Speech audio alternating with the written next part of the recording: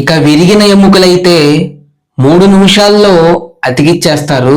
విరిగిన ఎముకలను నయం చేసేందుకు చైనీస్ రీసెర్చర్స్ కొత్త పద్ధతిని అయితే కనుగొన్నారు. 3 నిమిషాల్లోనే అతుక్కునేలా చేసే బోన్ ఓ2 జిగురును జేజియాంగ్ ప్రావిన్స్ లోని సర్ రన్ రన్ షా ఆసుపత్రి చీఫ్ సర్జన్ లీన్ బృందం ఆవిష్కరించింది. నీటిలో బ్రిడ్జులకు ఆల్చిప్పలు బలంగా అతుక్కోవడాన్ని పరిశీలించి దీన్ని డెవలప్ చేశామంది.